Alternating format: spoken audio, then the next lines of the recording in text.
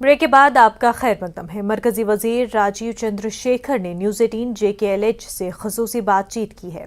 JKLH के senior editor Tejendra Singh Sodhi से बात करते हुए उन्होंने कांग्रेस के रुकन पार्लियामेंट राहुल गांधी और कांग्रेस पार्टी पर निशाना साधा।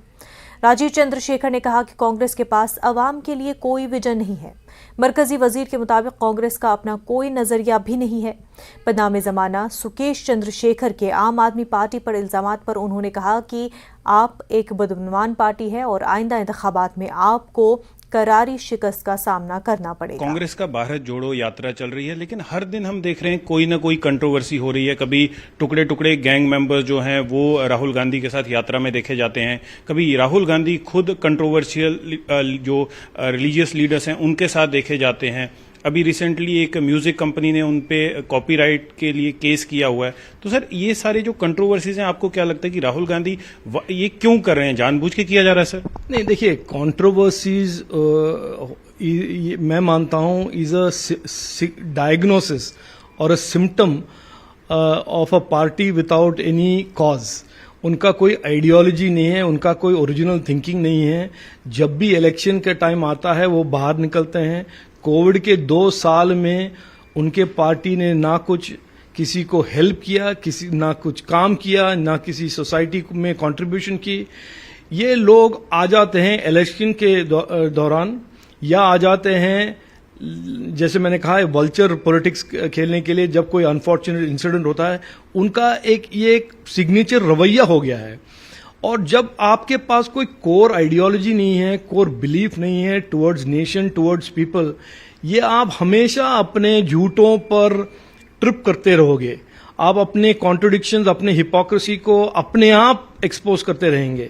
तो मैंने तो बहुत साल पहले, और मैं मानता हूं 2014 से पहले, भारत के नागरिक और वोटर्स ने बहुत क्लियरली तय कर लिया है कि the Congress is a party with only one objective, opportunistic politics.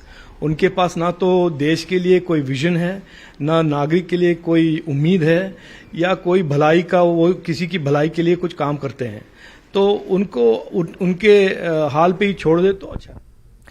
Srinagar में पहली कश्मीर एक्सपो कल से शुरू हो जाएगी, जिसमें मुख्तलिफ शोबों में हुए इन्वेंशंस नुमाइश की जाएंगी। मरकजी वजीर जितेंद्र सिंह एक्सपो का इफ्तिताह करेंगे। Ministry of science and technology और नेशनल इन्वेंशन फाउंडेशन ने एक्सपो का एहतमाम किया है। नेशनल इन्वेंशन फाउंडेशन के डायरेक्टर डॉक्टर विपिन कुमार और इन्वेंशन एंड एंटरप्रेन्योरशिप की सरबराह डॉक्टर अनीता गुप्ता ने एक्सपो के बारे में मीडिया को जानकारी दी।